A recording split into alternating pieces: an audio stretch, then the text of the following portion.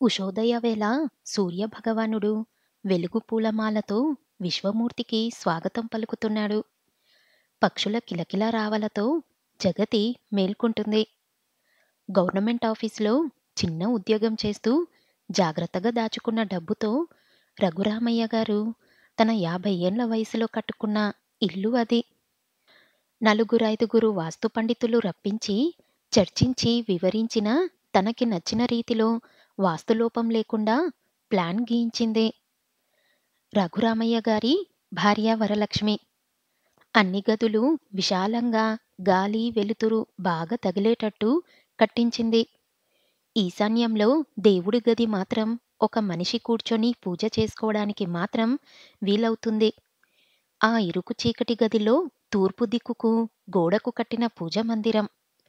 ఆ మందిరం నిండా రకరకాల దేవుడి విగ్రహాలు. బాగా పరికించి వెలుగులోకి వచ్చి చూస్తే గాని ఏ దేవుడు ఎవరో గుర్తుపట్టడం కష్టం. రోజు ఉదయాన్నే ఆ విగ్రహాలకి పూజ చేయటం అలవాటు వరలక్ష్మికి. 6 దాటుతున్నా ఇంకా నిద్రలేవని కోడల్ని మనసులో శాపనార్థాలు పెడుతూ పూజ చేయడం మొదలుపెట్టింది. సుప్రభాతం పూర్తయి వెంకటేశ్వర స్వామి స్తోత్రం మొదలు అవుతుండగా రఘురామయ్య గారు వంటింట్లోకి వచ్చాడు. లేవగానే బ్రష్ చేసుకొని కాఫీ తాగడం ఆయనకి అలవాటు. కాఫీ ఆలస్యమైతే అడగలేడాయన. వెధవ కాఫీ కోసం కాస్త ఆగితే ఏమైపోతుంది? ఆ మడిగిన్నెలు ముట్టుకోకండి గద్దించినట్లే అంది వరలక్ష్మి. అబ్బబ్బా, నీ మడిగిన్నెలు ముట్టుకొండేవే, కాస్త కాఫీ వెచ్చపెట్టుకొని తాగుదామని వచ్చాను. నీ కళ్ళు దేవుడికేసి తిప్పు, వంటింటికేసి కాదు, కాఫీ కప్లో వంచుకుంటూ అన్నాడు రఘురామయ్య.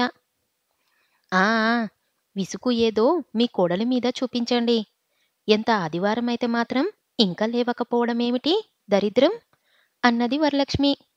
అబ్బబ్బా వరం, పూజ మధ్యలో జగడం పనికిరాదు, ప్రశాంతంగా పూజ చేసుకో, వంటగది గుమ్మం దాటుతూ అన్నాడు రఘురామయ్య గారు. పాపం, కోడలు అంటే ఎంత అపేక్షో.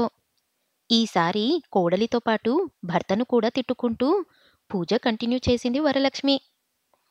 సాధారణంగా ఆడవాళ్ళకి మన ఇంట్లో ఉండేదానికన్నా పక్క వాళ్ళింట్లో ఉండేదాని మీద ఆసక్తి ఎక్కువగా ఉంటుంది అంటారు. అదే డబ్బు, నగలు మొదలైన వాటి మీద. అలాగే వరలక్ష్మి గారికి కూడా మరి పూజ చేస్తూ దేవుడిని ఏమని ప్రార్థించింది చూడండి. దేవుడికి నైవేద్యం పెట్టి హారతి ఇచ్చి దేవుడి ముందర కూర్చుంది. రోజు చేసే విన్నపాల్లో సాధింపుల్లో కానీ మొదలుపెట్టింది. ఏమిటో స్వామి, ఎన్ని పూజలు చేశాను, ఎన్ని నైవేద్యాలు పెట్టాను, మానవ మాతృరాలిని, నాకు గుర్తుండవు ఏమో గాని నీకు గుర్తుండకపోదు. అయినా మా పక్కింటి మంగతాయారు పాటి చేయకపోయాను.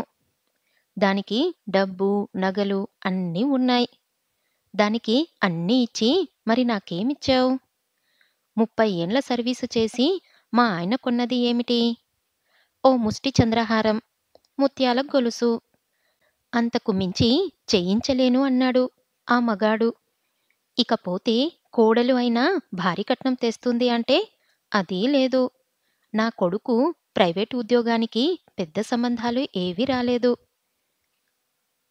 కాబట్టి నేను కోరుకునేది ఏమిటంటే, ఆ మంగతయారికి ఇచ్చినవన్నీ నీకు వీలైతే దానికన్నా ఎక్కువ ఇవ్వు నాకు అని విన్నవించుకొని పూజ గది బయటకు వచ్చి మడిచీర మార్చుకొని మడతబెట్టి ఎవరికి అందకుండా ఎత్తైన మేకుకి తగిలించింది.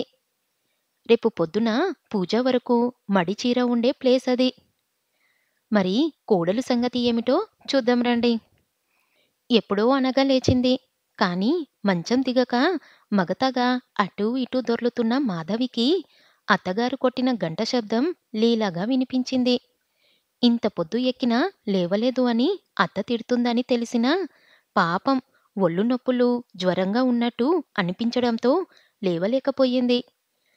లేని ఓపిక తెచ్చుకొని మెల్లగా లేచి ముఖం కడుక్కుంది. ఇంతలో కోడలిని చూసిన వరలక్ష్మి, ఏం తల్లీ, బారెడు పొద్దెక్కి లేస్తే పనెవడు చేస్తాడనుకున్నావ్? ఎక్కడ పని అక్కడే చచ్చింది. అంటూ కోపంగా అంది వరలక్ష్మి. జ్వరం వచ్చినట్లుంది అత్తయ్యా అంటూ నూతిలో నుంచి వస్తున్నట్టు నీరసంగా మెల్లగా అంది మాధవి. జ్వరం వస్తే ఏ టాబ్లెటో మింగి పని చేసుకోవాలి. రాజేంద్రగాడిని లేపి టాబ్లెట్ తెమ్మను అంటూ విసుక్కున్న స్వరంతో అంది వరలక్ష్మి. ఇంతలో పోనీలేవే పాపం, కోడలికి జ్వరం అంటుంది కదా, ఈ పూటకి ఇంట్లో పని నువ్వే చేసుకోరాదు అంటూ పాపం నచ్చచెప్పాలని చూశారు రఘురామయ్య గారు. నాకు తీరిక లేదు. ఈరోజు మన ఊరి రాములవారి గుడిలో ధ్వజం ఎత్తుతున్నారంట. నేను మంగతాయారు వెళ్దాం అనుకుంటున్నాం. అస్తమాను కోడల్ని వెనకేసుకురావడం తప్పితే వేరే పనేమీ లేదా మీకు? ఒంట్లో బాగున్నా లేకున్నా ఎవరి ఇంటి పని వారు చేసుకోక తప్పదు. అయినా ఆ సాయం ఏదో మీరే చెయ్యండి. కోడల్ని వెనకేసుకురావడం కాదు అంటూ ఇంకా ఏదో అనబోతూ ఉండగా గోడ అవతల నుండి వస్తున్నావా వరలక్ష్మి అంటూ ఓ పిలుపు వినిపించింది. 2 ఇళ్ళకి ప్రహారీ గోడ అడ్డు. అందుకే ఖాళీ సమయంలో ప్రహారీ గోడకి ఇరువైపుల నుంచొని ఒకటే కబుర్లు చెప్పుకుంటూ ఉంటారు మంగతయారు, వరలక్ష్మి. ఆ ఆ, వస్తున్నా, బట్టలు మార్చుకోవడం ఒకటే ఆలస్యం అంటూ బెడ్రూంలోకి వెళ్ళింది వరలక్ష్మి. గుడికి కట్టుకుందామని తీసిపెట్టుకున్న మామూలు వెంకటగిరి చీర బీర్వాలో పడేసి జానెడు వెడల్పు జరి బార్డరున్న కంచిపట్టు చీర కట్టుకొని చంద్రహారం వేసుకుంది. అందుకు కారణం ఒకటి లేకపోలేదులేండి. అందుకు కారణం పట్టుచీర నగలతో తయారయ్యే మంగతయారునేనండి. ఇద్దరి మధ్య ఎంతో స్నేహమున్నట్టు కనిపించినా ఇద్దరి మధ్య కనిపించని పోటీతత్వం కూడా ఉంది మరి. వాళ్ళిద్దరిది కాలక్షేప స్నేహం మరి. నేను వచ్చేసరికి వంట పని, ఇంటి పని పూర్తి చేశాయి. దేవుడి గుడికి అని టిఫిన్ కూడా తినకుండా వెళ్తున్న జ్వరం అని మూల పడుకుంటే సరిపోదు అని పని కోడలికి పురమాయించి మరీ వెళ్ళిపోయింది మంగతాయార్తో పాటు వరలక్ష్మి. భార్య బయటకు వెళ్ళగానే నిట్టూర్చాడు రఘురామయ్య. భార్య టిఫిన్ ఏమి చేసినట్లు లేదని గబగబా షర్టు వేసుకొని ఆ వీధి చివర్లో ఉన్న కాకా హోటల్ నుండి ఇడ్లీ పార్సల్ కట్టించి ఇంటికి వచ్చి ప్లేట్లో ఇడ్లీ పెట్టి కోడలికి అందించాడు. అమ్మాయి, ఈ ఇడ్లీ తిని ఈ టాబ్లెట్ వేసుకొని పడుకో, పని గురించి ఆలోచించకు అని తన దగ్గర ఉన్న క్రోసిన్ టాబ్లెటు కోడలికి అందించాడు. నోట్లో నాలుక లేని మాధవి అంటే ఆయనకు జాలి. కన్నతండ్రిలా వాత్సల్యం చూపిస్తున్న మామగారిని చూసి మాధవికి కళ్ళల్లో నీళ్లు తిరిగాయి. ఏమ్మా, ఎందుకు బాధపడుతున్నావు? మీ అత్తయ్య మాటలకేనా? దాని మాటలు పట్టించుకోకు. అది అజ్ఞానురాలు. పో, వెళ్ళి నువ్వు రెస్ట్ తీసుకో. ఇంటి పని నేను చూసుకుంటానులే అన్నాడు రఘురామయ్య. బాగా చలి వేస్తుండడంతో దుప్పటి కప్పుకొని పడుకుంది మాధవి. రఘురామయ్య వంట పని పూర్తి చేసి వాషింగ్ మిషన్లో బట్టలు వేశాడు. దాదాపు 10 గంటలు అవుతుండగా నిద్రలేచాడు రాజేంద్ర. భార్య ఇంకా పడుకొని ఉండటం చూసి కాస్త ఆశ్చర్యం కలిగించింది. అతడు నెమ్మదిగా లేచి వంటింట్లోకి వెళ్ళాడు. డైనింగ్ టేబుల్ మీద ఇడ్లీ పార్సల్ ఉంది. తిను, ఫ్లాస్క్లో కాఫీ పోసి ఉంచాను, తాగు అన్నాడు రఘురామయ్య. అమ్మ ఎక్కడికి వెళ్ళింది అన్నాడు రాజేంద్ర. గుడికి వెళ్ళింది. కోడలికి జ్వరం వచ్చింది, దగ్గరుండి జాగ్రత్తగా చూసుకో అన్నాడు రఘురామయ్య. రాజేంద్ర తండ్రికి ఏమాత్రం రెస్పెక్ట్ ఇవ్వకుండా కాఫీ తాగుతూ టీవీ ముందు సెటిల్ అయ్యాడు. దగ్గర ఉండి చూడమను అంటే కాళ్ళు పట్టాలి అని ఈయన ఉద్దేశం. టాబ్లెట్ వేసుకొని పడుకుందిగా, అదే తగ్గిపోతుందిలే అని అనుకున్నాడు రాజేంద్ర. తల్లికి తగ్గ తనయుడు అనుకున్నాడు రఘురామయ్య. ఇది ఇలా ఉండగా గుడికి వెళ్ళిన మంగతాయారు వరలక్ష్మి వాళ్ళ దగ్గరికి వెళ్దాం పదండి, విశాలాక్షి కోడలు నీళ్లు పోసుకుందంట అన్నది మంగతాయారు. అవునా, నిన్న నాకు రోడ్డు మీద కనిపించి గంటసేపు కబుర్లు చెప్పింది గాని ఈ సంగతి చెప్పలేదు. అయినా నీకు ఎవరు చెప్పారు ఈ సంగతి అన్నది వరలక్ష్మి. అయ్యో, ఇంకా చాలా విషయాలు ఉన్నాయిలే అంటూ మంగతాయారు ఇంకా ఏదో చెప్పబోతుంది. తన కోడలు నీళ్లు పోసుకుంది అన్న విషయం ఆ విశాలాక్షి తనకి చెప్పకుండా ముందు మంగతాయారుకు చెప్పినందుకు మనసులో ఊదుకుంది వరలక్ష్మి. వాళ్ళ కోడలు ఉదయం 9 గాని నిద్రలేవదట. గొప్పింటి సంబంధమని ఏరికోరి చేసుకున్నారు. ఏం లాభం? ఆ పిల్ల అత్తమామల్ని లెక్క చెయ్యదు. పాపం విశాలాక్షి ఎవరితో అయినా చెప్పుకుంటే పల్చన అయిపోతానని ఎవరితోటి చెప్పదు ఈ విషయాలు. మింగలేక కక్కలేక అన్నట్టు ఉన్నది దాని పరిస్థితి వివరించింది మంగతయారు.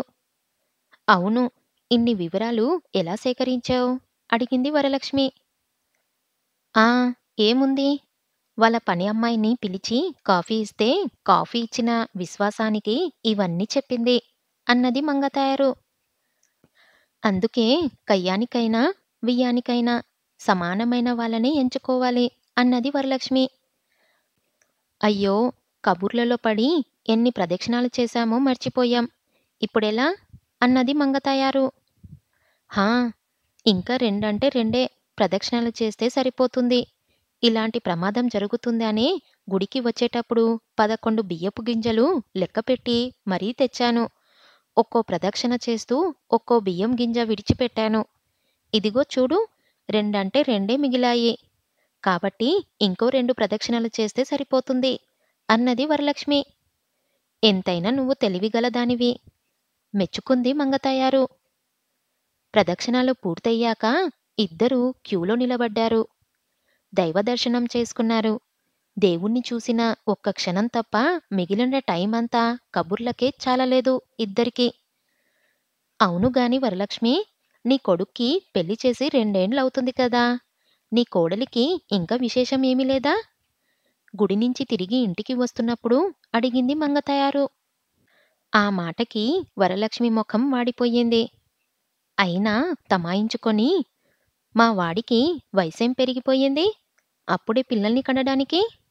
ఇంకొన్నాళ్ళు చిలక గోరింకల్లా ఉండండ్రా. ఇప్పట్నుంచే పిల్ల జల్ల బాదరబందీ ఎందుకు అని నేనే అన్నాను. మా వాడిని చెప్పుకోవటం కాదుగాని వాడికి నా మాటే వేదహక్కు అన్నది వరలక్ష్మి. ఈ బడాయి కబుర్లకేం తక్కువ లేదు. పిల్లల కోసమని నీ కొడుకు కోడలు డాక్టర్ల చుట్టూ తిరగడం నాకు తెలియదనుకోకు అని మనసులో అనుకొని, హా, నిజమే, అలా చెప్పినట్టు వినే కొడుకు ఉండటం నీ అదృష్టం సుమీ అన్నది మంగతాయారు. ఇల్లు రావడంతో బతుకు జీవుడా అనుకుంది వరలక్ష్మి. సంభాషణ ఇంకా పొడిగిస్తే మంగతయారు ఇంకా ఏం వివరాలు అడుగుతుందో అనే భయంతో, ఉంటా మంగతయారు, మీ అన్నయ్య గారికి భోజనం పెట్టే వేళ అయింది అంటూ గేట్ తీసుకొని లోపలికి నడిచింది వరలక్ష్మి. ఆకలికి నకనకలాడుతూ డైనింగ్ టేబుల్ ముందు కూర్చుంది వరలక్ష్మి. మాధవి, అన్నం వడ్డించు త్వరగా అంటూ కేక వేసింది. పాపం, టాబ్లెట్స్ ప్రభావం వలన జ్వరం తగ్గి నిద్ర పట్టింది మాధవికి. అలా అరవకు, జ్వరంతో పడుకుంది కదా. నీ అరుపులకి భయపడి లేచిపోగలదు. అన్నీ డైనింగ్ టేబుల్ మీదే ఉన్నాయిగా, పెట్టుకో తిను అన్నాడు రఘురామయ్య. అయితే పొద్దున నుండి పడుకునే ఉందా? వంట ఎవరు చేశారు? అంటూ కొంచెం కోపంతో భర్త వంక అనుమానంగా చూసింది వరలక్ష్మి. నేనే చేశాను. రఘురామయ్య మాట పూర్తి కాకముందే, ఇలా అడంగి పనులు చెయ్యడానికి సిగ్గుగా లేదు? మీరు ఇలా అలుసు ఇవ్వబట్టే అది హాయిగా ముసుగు తన్ని పడుకుంది. మీ అమ్మ అంటే ఎంత భయపడి చచ్చేదాన్ని నేను. అత్త అంటే సింహస్వప్నంలా ఉండేది నాకు. ఒంట్లో బాగలేకపోయినా బయటకి చెప్పే ధైర్యం లేక ఇంటెడు పని చచ్చినట్టు చేసుకునేదాన్ని కదూ. ఇప్పటి కోడలికి సుకరాలు ఎక్కువ అంటూ అన్నం తిన్నంతసేపు సనుగుతూనే ఉన్నది. కోడలిగా తను పడిన కష్టాలు తన కోడలుకు కూడా పడితే గాని వరలక్ష్మి లాంటి వారికి సంతృప్తి ఉండదు. భోజనం చేసి వచ్చి పడుకున్న వరలక్ష్మికి మంగతాయారు మాటలు గుర్తుకు వచ్చాయి. తనకి మాత్రం మనవలని ఎత్తుకోవాలని ఉండదు. తన కొడుకులో లోపముంది అని డాక్టర్ చెప్పబట్టి తను నోరెత్తలేకపోయింది గాని, అదే కోడలికి పిల్లలు పుట్టే యోగ్యత లేదంటే ఈ పాటికి తన కొడుక్కి రెండో పెళ్లి చేసేయదు. అసలు ఆ మంగతయారు నోరు ఆల్ ఇండియా రేడియో లాంటిది. తనకి మనవలు పుట్టకపోవటానికి కారణాలు ఊహించి, ఈ పాటికి తన ఫ్రెండ్స్ సర్కిల్ అందరిలో ప్రచారం చేసే ఉంటుంది. ఆ దేవుడు దయ చూపించి తన కోడలి కడుపులో ఓ నలుసు పడేస్తే చాలు అనుకుంది వరలక్ష్మి. ఒకరోజు రఘురామయ్య, రాజేంద్రలు ఆఫీస్‌కు వెళ్ళిపోయారు. వరలక్ష్మి తన స్నేహితులు ఎవరో సినిమాకి రమ్మంటే వెళ్ళిపోయింది. ఇంట్లో ఒంటరిగా ఉన్నది మాధవి. ఉదయం నుంచి పనిచేసి అలసిపోవడంతో కళ్ళు మూతలు పడుతుండగా మంచం మీద వాలింది. ఓ 10 నిమిషాలు పడుకుందో లేదో తలుపు ఎవరో తడుతున్నట్టు చెప్పుడయ్యి లేచింది. ఈ వేళప్పుడు ఎవరు వస్తారబ్బా అనుకుంటూ తలుపు తెరిచింది. ఎదురుగా ఎవరో అపరిచిత వ్యక్తి తెల్లగా, సన్నగా ఉన్నాడు. మనిషి ముఖంలో అలసట, ఆందోళన స్పష్టంగా తెలుస్తున్నాయి. ఎవరు మీరు? అనే ప్రశ్నార్థకంగా చూసింది అతడిని మాధవి. నా పేరు దినేష్. రాజేంద్ర ఫ్రెండ్‌ని. ఒంట్లో బాలేదు అని హాస్పిటల్‌కి వెళ్ళి వస్తున్నాను. కాసిన్ని మంచినీళ్ళు ఇస్తారా? అన్నాడు అతను. వచ్చిన అతడిని కూర్చోమని చెప్పి మంచినీళ్ళు తెచ్చి ఇచ్చింది మాధవి. ఏదో టాబ్లెట్ నోట్లో వేసుకొని మంచినీళ్ళు తాగాడు అతడు. కుర్చీలో వెనక్కి జరపడి అలసటగా కళ్ళు మూసుకున్నాడు అతడు. అతని వాలకం చూస్తుంటే అప్పుడే వెళ్ళేటట్లు లేడు. తను ఇంట్లో ఒక్కతే ఉంది. దినేష్ గురించి అప్పుడప్పుడు తన భర్త రాజేష్ చెప్పడం గుర్తుంది మాధవికి. అతడి క్యారెక్టర్ మంచిది కాదు అని ఎవరితోటో అక్రమ సంబంధముందని చెప్పేవాడు. కాని ఇతడి ప్రవర్తన భర్త చెప్పినట్లు లేదు. తనతో చాలా మర్యాదపూర్వకంగా మాట్లాడాడు. అసలు అతడు ఎలాంటివాడు అనేది కాదు సమస్య. ఇప్పుడు ఆ మంగతాయారో లేదా ఇంకెవరైనా అతన్ని చూస్తే చిలువలు విలువలు చేసి అత్తగారికి చెప్తారు. ఆవిడ తన కొడుకుకి చెప్తుంది. అతడు అసలే ఒట్టి అమాయకపు మనిషి. తనని ఏ వంకతో వేధించుకు తిందామా అని ఎప్పుడు చూస్తూ ఉంటాడు. తాటి చెట్టు కింద నిలబడి నీళ్లు తాగినా అనుమానిస్తూ ఉంటుంది ఈ లోకం. ఎవరు చూడకమునపే ఇతడు వెళ్ళిపోతే బాగుండునని ఆలోచిస్తుంది మాధవి. ఇంతలో గేటు చప్పుడైంది. బయటకు చూసింది మాధవి. లోపలికి వస్తూ కనిపించింది అత్తగారు. వెధవది, కొత్త సినిమా కదా, పెందరాడే వెళ్ళినా టికెట్ దొరకలేదు అంటూ కుర్చీలో ఉన్న దినేష్ వంక చూసి మాటలు ఆపేసింది. వరలక్ష్మి మాధవి వంక అదోలా చూస్తూ లోపలికి వెళ్ళింది. దినేష్ వరలక్ష్మి చేసిన చప్పుడికి తెలివి వచ్చింది. మంచినీళ్ళిచ్చినందుకు చాలా థాంక్స్. వస్తానండి అన్నాడు. పర్వాలేదన్నయ్యా అంది మాధవి.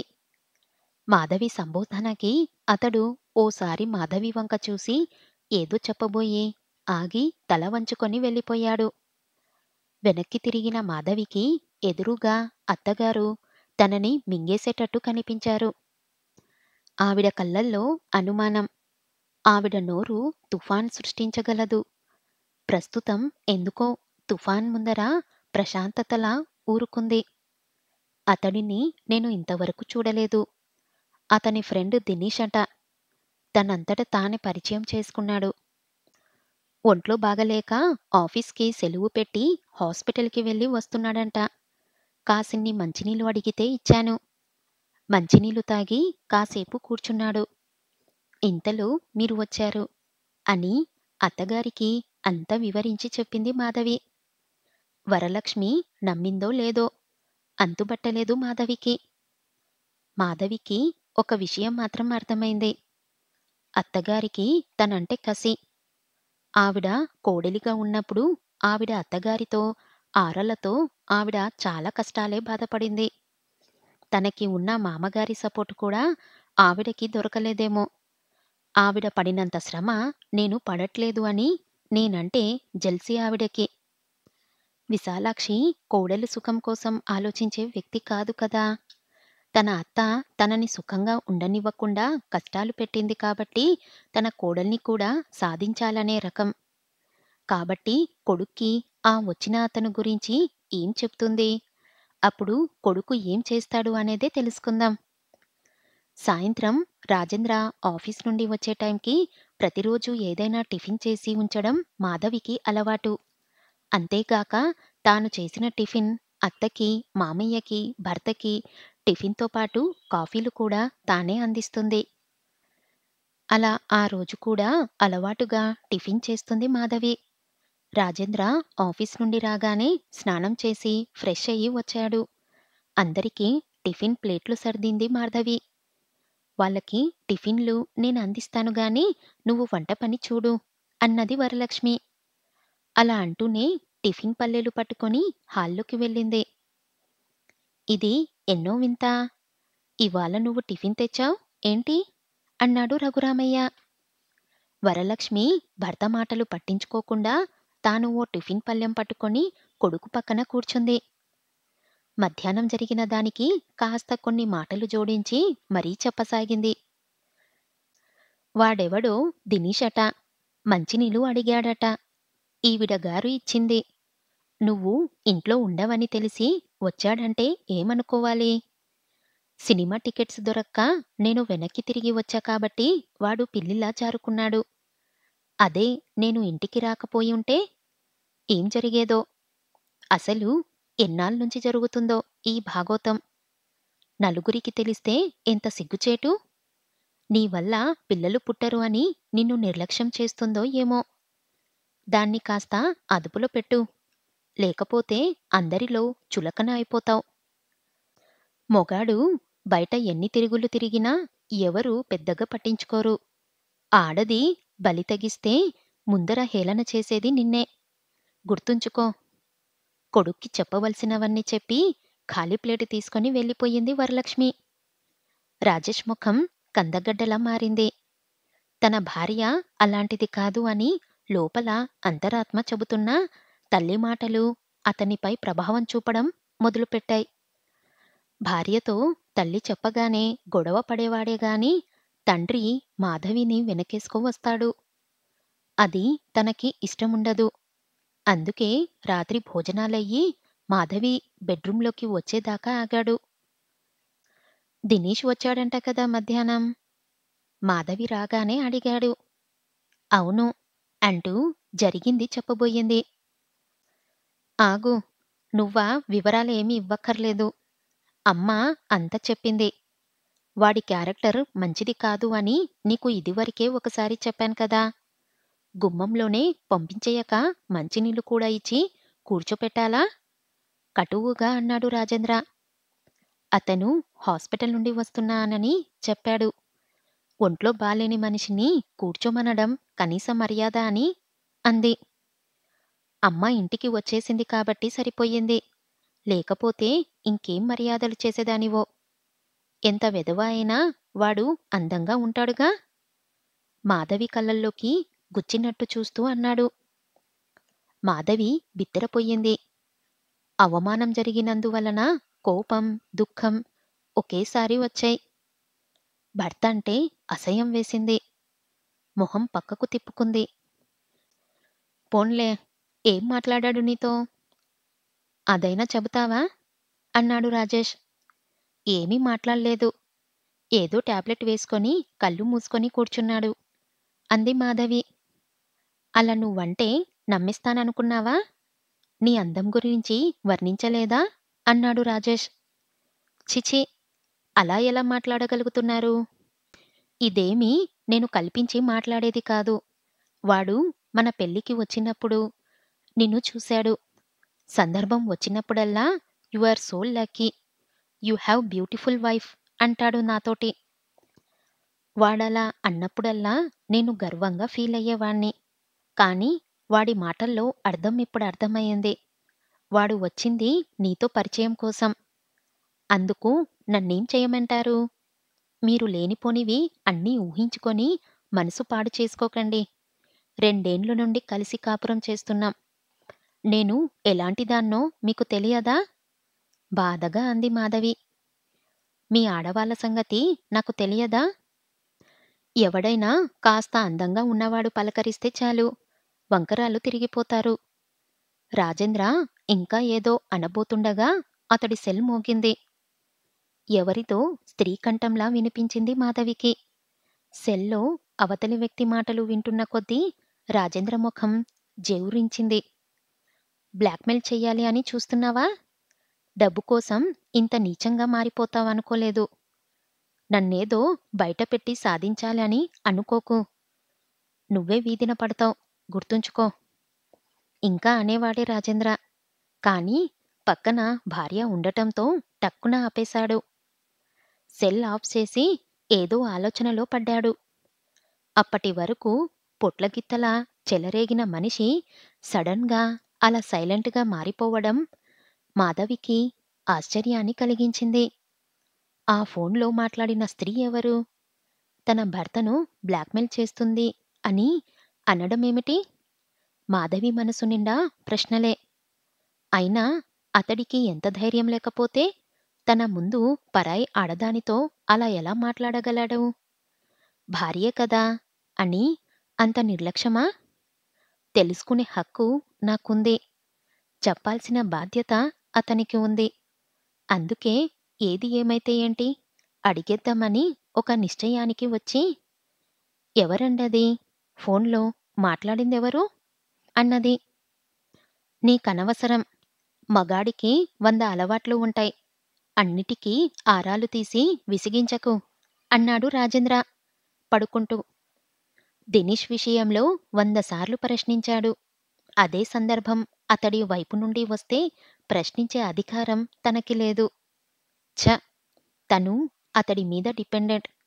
అందుకే తనకి ఒక న్యాయం, నాకో న్యాయం. అదే ద్వంద్వం నీతి. ఈ స్థితి నుంచి తను బయటపడాలి. తను ఇండిపెండెంట్‌గా ఉండాలి అని అనుకుంది మాధవి. పెళ్ళైన 2 ఏండ్లలో మాధవి అలా అనుకోవడం ఎన్ని వందల సార్లో లెక్కేలేదు. చూద్దాం మరి ముందు ముందు మాధవి జీవితం ఎలా ఉండబోతుంది? తను ఇండిపెండెంట్‌గా జీవిస్తుందా? ఇంతకీ రాజేంద్రతో మాట్లాడిన ఆ స్త్రీ ఎవరు? అత్తగారు కోడల్ని ఇంకెన్ని సాధిస్తుంది? ఇలా ఉండగా ఒకరోజు, ఇదిగో వరలక్ష్మి, రాములవారి గుడిలో ఎవరో బ్రహ్మానంద స్వాములు వారు ఉపన్యాసాలు ఇస్తున్నారంట. ఆయన చాలా మహిమ గలవారట. ఎలాంటి సమస్య అయినా చిటికెలో పరిష్కార మార్గం చెప్పేస్తున్నారంట. ఆయన్ని అందరూ సాక్షాత్ భగవత్ స్వరూపులా అని అందరూ అంటున్నారు. వస్తావా? వెళ్ళి చూసొద్దాం అంది పక్కింటి మంగతాయారు. వరలక్ష్మికి మనవడిని ఎత్తుకోవాలని ఉంది. డాక్టర్ ఆ యోగ్యం లేదని చెప్పేశారు. కానీ ఆ స్వామీజీ భగవద్హంస సంభూతులు అంటున్నారుగా. పోనీ ఒక్కసారి వెళ్ళి వస్తే తనకి మనవలు పుట్టే రాత ఉందో లేదో కనుక్కుంటే పోలా అనుకుంటూ, అయినా ఏ పుట్టలో ఏ పాముందో అని తలుచుకుంటూ, వస్తాలే పద అంది మంగతయారుతో వరలక్ష్మి. గుడి ఆవరణలో షామియానా కట్టి ఎత్తుగా వేదిక కట్టారు. ఇసుకేస్తే రాలకుండా ఉన్నారు జనం. స్వామీజీ ఉపన్యాసం సాగుతూ ఉంది. ఆ జనాల్లో ఒకరు మంగతాయారు చెవిలో, ఈ స్వామీజీ చాలా మహిమ కలవారు. ఆ స్వామి పాదాలు తాకితే చాలు ఎటువంటి పాపాలైనా హరించుకుపోతాయి. అంతేకాదు, ఆయన పాదాలు తాకడం వలన ఆయన చేసుకున్న పుణ్యం మనకి కొంత లభిస్తుందని చెప్పారు.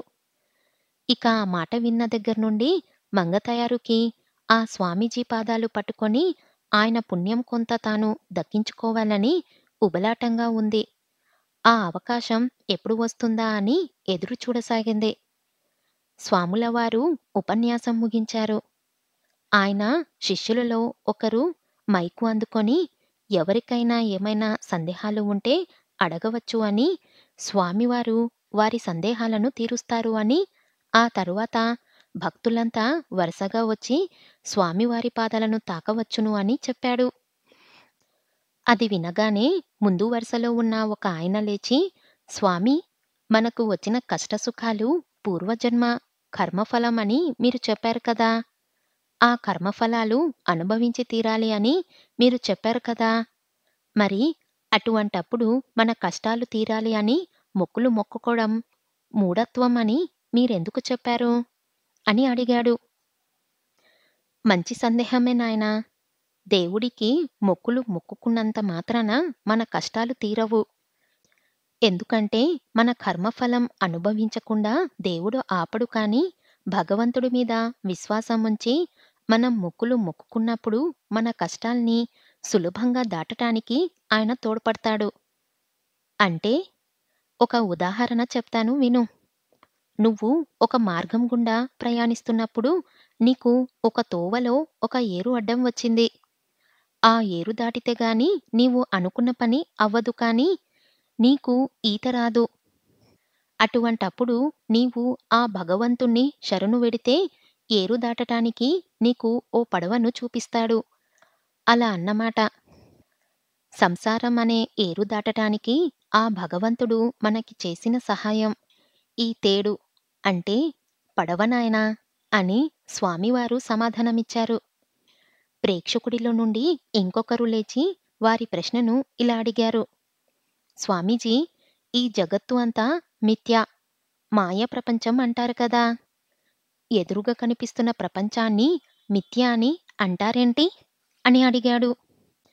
చాలా మంచి ప్రశ్న వేశావు నాయనా. ఈ జగత్తులో ఉన్నది ఏది శాశ్వతం కాదు. నిన్న ఉన్న మనిషి ఈ రోజు ఉండకపోవచ్చు. ఇవాళ ఉన్నవాడు రేపు ఉంటాడు. కానీ గ్యారంటీ లేదు. ఉదాహరణకి చెప్పాలంటే ఇవాళ పూసిన పూలు రేపటికి రాలిపోతాయి. అలాగని తోటలో పూలు లేకుండా పోతున్నాయా? అలాగే పోయిన మనుషుల స్థానంలో మరల మనుషులు పుట్టుకు వస్తూ ఉన్నారు. అంటే కంటి ముందర కనిపించినవి ఏవి శాశ్వతముండి పోవట్లేదు. అంటే యథార్థంగా భ్రమింపజేస్తున్న మిథ్య ప్రపంచమిది అని సమాధానం చెప్పారు స్వామీజీ. తరువాత ఇంకొంతమంది ఏవేవో ధర్మ సందేహాలు అడిగారు స్వామివారిని. స్వామివారు కూడా వాళ్ళ సందేహాలు అన్నిటినీ ఎంతో ఓర్పుగా సమాధానమిచ్చారు.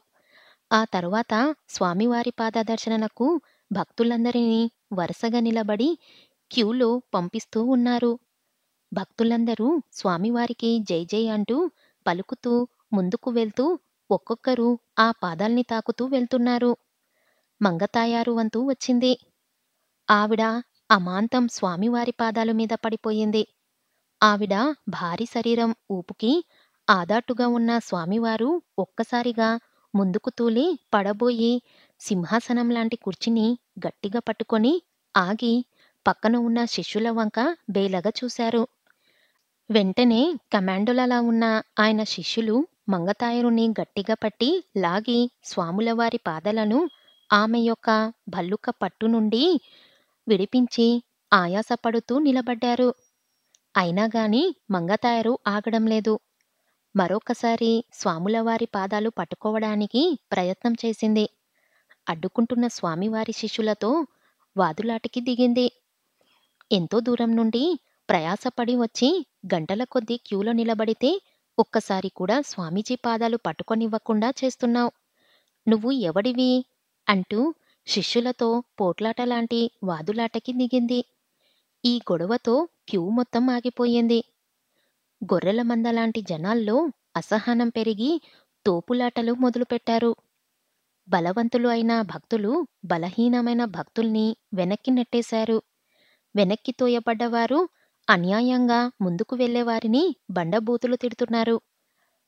అప్పటి వరకు విన్న స్వామివారి శాంతి ప్రసంగమంతా గాలిలో కలిసిపోయింది. భక్తజనం అదుపు తప్పి ఉప్పెనలా దూసుకువస్తూ ఉండటంతో స్వాములవారు ముందు జరగబోయే ఉపద్రవాలను ఊహించుకుంటూ కూర్చున్న సింహాసనంలో నుండి ఒక స్ప్రింగ్లా లేచి కిందికి దిగుతూ శిష్యులకి సైగ చేశారు. ఇలాంటి సందర్భాలు ఎదురవుతాయనే ముందు జాగ్రత్తగా స్వామివారు మార్షల్ ఆర్ట్స్లో ఆరితేరిన శిష్యులను మెయింటైన్ చేస్తున్నాడు ఆయన. ఆయన కనుసైగలను అర్థం చేసుకున్న శిష్యులు అడ్డొచ్చిన జనాలపై తమ ప్రతాపం చూపుతూ స్వామిని జాగ్రత్తగా అక్కడ్నుండి తరలించి ఆయన్ని కారులోకి ఎక్కించి నెమ్మదిగా ఊపిరి తీసుకున్నారు. అంత గట్టిగా స్వామీజీ పాదాలు గుంజకుండా ఉండాల్సింది. ఇప్పుడు చేతులు మంటలు పుడుతున్నాయి అంటూ మంగతాయారు. అక్కడ జరిగిన తొక్కిసలాటలో చూడు, నా తలసిగా ఊడిపోయింది అంటూ సిగను చుట్టుకుంటూ వరలక్ష్మి ఆయాసపడుతూ ఇంటికి చేరుకున్నారు. "ఏవండీ, ఇంట్లో ఆర్థిక పరిస్థితులు ఇబ్బందిగా ఉన్నాయి. నేను కూడా ఒక చిన్న ఉద్యోగం చేస్తానండి. అటు మీకు సాయంగా ఉంటుంది. ఇటు మన పరిస్థితి కూడా కాస్త మెరుగుపడుతుంది. ఏమంటారు?" అని కాస్త ప్రశ్నార్థకంగా మరికొంత ఆశ్చర్యంగా చూసింది. ఏమంటారు అని. పెద్ద పెద్ద చదువులు చదివిన వాళ్ళకే ఇక్కడ ఉద్యోగాలు దొరక్క రోడ్డు మీద పడి ఏడుస్తున్నారు. నువ్వు చదివిన బోడి బిఏకి ఎవడిస్తాడు ఉద్యోగం? పోనీ ఆ డిగ్రీ కూడా ప్రైవేట్‌గా చదివావు. కాలేజైతే ఎక్కడ ఖర్చులు ఎక్కువ అయిపోతాయో ఏమో అని మీ నాన్న ప్రైవేట్‌గా బిఏకి కట్టించాడు అంటూ కాస్త ఎగతాళి చేస్తున్నట్లు కించపరిచే విధానంగా మాట్లాడాడు రాజేంద్ర. భర్త మాటలకి కొంచెం కోపం వచ్చినా భర్త గురించి తనకు తెలుసు కాబట్టి తమాయించుకుంది మాధవి. పోనీలెండి, పెద్ద ఉద్యోగం కాకపోయినా చిన్న క్లాస్ పిల్లలకి పాఠాలు చెప్పడానికి ఏ స్కూల్ వాళ్ళైనా తీసుకుంటారు అని భర్త ఒప్పుకుంటాడు అనే ఉద్దేశంతో ఆశగా చూసింది మాధవి. "హ్మ్, వాళ్ళు ఎంత ఇస్తారు? బహుశా ఇస్తే ఏ 1500 ఇస్తే ఎక్కువే. అవి నీ అవసరాలకి చాలవు" అంటూ దెప్పి పొడిచే విధంగా మాట్లాడాడు రాజేంద్ర. "నాకేం అవసరాలుంటాయండి? దగ్గరలోనే ఉన్న స్కూల్లోనే చేరుతాను.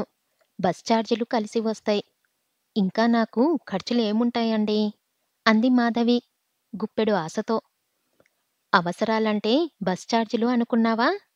ఉద్యోగంలో చేరాక బాగా కనిపించాలని అంటూ చీరలు కావాలి అంటావు. అక్కడ్నుండి నీ కోరికల లిస్టు కూడా పెరుగుతుంది. మీ ఆడవాళ్ళకి సోకుల మీద ఉన్న పిచ్చి మొగుడు మీద ఉండదు. నన్ను నిర్లక్ష్యం చేస్తావు. ఇంటి పనులు ఎగ్గొడతావు. ఇక ఫ్రెండ్స్, వాళ్ళ ఇంట్లో ఫంక్షన్స్ అంటూ తిరగడం మొదలుపెడతావు. ఊరికినే అన్నారా, తిరక్క మొగడు తిరిగి ఆడది చెడింది అని" అంటూ సామెతలు చెబుతూ తన అసహనం చూపించాడు రాజేంద్ర. మాధవికి అర్థమైంది. తను ఉద్యోగం చేయడం భర్తకు ఇష్టం లేదని తన భర్త అన్న మాటలకి బొమ్మలా నిలబడిపోయింది. ఇంతలో రాజేంద్ర తన దగ్గరగా వచ్చి, "ఇంకెప్పుడు ఉద్యోగాలు చేస్తాను, ఊళ్ళెళుతాను అనే మాటలు అనకు. నా అవసరాలు తెలుసుకొని వాటికి అనుగుణంగా నడవటం నేర్చుకో. ఇంట్లోనే పడి ఉండు. తెలిసిందా?" అన్నాడు. "ఏమిట్రా, ఇందాకటి నుండి చూస్తున్నా? నీ భార్య ఏమంటుంది?" అంటూ అక్కడికి వచ్చింది వరలక్ష్మి. చాటుగా వాళ్ళ మాటలు విన్నా మళ్ళీ కొడుకు నోట వినాలి అన్న తాపత్రయంతో. "హా, ఏముంది? నీ కోడలు ఉద్యోగం చేస్తుందంట" అన్నాడు రాజేంద్ర. "అవునా? సంపాదించి మేడలు కట్టేయాలనే?" వెటకారంగా అంది వరలక్ష్మి. "కాదులే, నీకు 7 వారాల నగలు చేయించాలని" జోక్ చేసినట్టు కాస్త వెటకారంగా అన్నాడు రాజేంద్ర. వాళ్ళ మాటలు విన్న మాధవికి అక్కడ నిలువబుద్ధి వెయ్యలేదు. తను చదువుకోలేదు అని, తన పుట్టింటి వాళ్ళు లేని వాళ్ళు అని వీళ్ళకి చాలా అలుసు. ఆ లెక్కన తన భర్త మాత్రం ఏమాత్రం చదివాడని? అతడు డిగ్రీయేగా, చేసేది ప్రైవేట్ ఉద్యోగమేగా. కాకపోతే ఆర్థికంగా తన పుట్టింటి వారికంటే కాస్త ఎక్కువ, అంతే తేడా. అంత మాత్రానికే ఇంత మిడిసిపాటెందుకో అని తనలో తాను అనుకోసాగింది. "హా, ఇంటి పని ఎగ్గొట్టడానికి ఇదో సాకులేరా. ఉద్యోగమంటే కష్టమేముంది? ఫ్యాన్ కింద కూర్చొని పాఠాలు చెప్పడమేగా. కడుపులో చల్ల కదలకుండా సంపాదించుకోవచ్చు. అదే ఇంటి పని అంటే ఒళ్ళు వంచాలి. స్థిరంగా కూర్చోవడానికి ఉండదు. ఎప్పుడూ ఏదో పని ఉంటూ ఉంటుంది. ఈ గాడిద చాకిరీ ఎవరు చేస్తారులే అనుకొని ఉంటుంది" అని సూర్యకాంతం లెవెల్లో ఫోర్స్ పెడుతూ అంది వరలక్ష్మి. "అందుకే కదమ్మా, ఉద్యోగం లేదు, గోంగూర లేదు. నోరు మూసుకొని ఇంట్లో వండమని ఘాటుగా చెప్పాన్లే" అంటూ హీరో లెవెల్లో చెప్పాడు రాజేంద్ర. "చిచి, ఏం మనుషులు వీళ్ళు" అంటూ అసహ్యించుకుంది మాధవి. ఇంతలో తలుపు చప్పుడు అవడంతో ఎవరా అని తలుపు తెరిచి ఎదురుగా కనిపించిన వ్యక్తిని చూసి ఒక్కసారి ఆశ్చర్యానికి గురి అయ్యింది మాధవి. తేరుకొని, నాన్నా ఎలా ఉన్నారు? అమ్మ ఎలా ఉంది? చెల్లెళ్ళెలా ఉన్నారు? అంటూ చాలా రోజుల తర్వాత నాన్నని చూశాననే సంతోషంలో ఒకదాని తర్వాత ఒకటి కుశల ప్రశ్నలు అడగసాగింది మాధవి. మరి అందరి ఆడవాళ్ళలా తనకి పుట్టింటికి వెళ్ళే అవకాశాలు తక్కువే. వాళ్ళు వచ్చే అవకాశాలు తక్కువే. ఎందుకంటే అత్తగారి నోటి దురుసుకి వాళ్ళు మాటలు పడవలసి వస్తుందని. అందరం బాగానే ఉన్నామమ్మా. మీ అత్తయ్య, మామయ్య ఏరి? అని అడిగాడు మాధవి తండ్రి ప్రసాదరావు. హా నాన్నా, వాళ్ళని పిలుస్తాను. నీకు కాఫీ తెస్తాను అంటూ నాన్నని కూర్చోబెట్టి వెళ్ళింది మాధవి. ఇంతలో ఎవరో వచ్చినట్లు ఉన్నారని వరలక్ష్మి వచ్చింది. వరలక్ష్మిని చూడగానే ప్రసాదరావు గారు, ఏమ్మా చెల్లమ్మా, బాగున్నావా? అంటూ ఆప్యాయంగా పలకరించాడు. ఆ, ఏదో ఉన్నాంలేండి. మాకున్నది ఒక్కగానొక్క కొడుకు. ఏ ముచ్చట్లు తీరటం లేదు వాడికి మొదలుపెట్టింది Varalakshmi. Prasadarao elementary school teacher.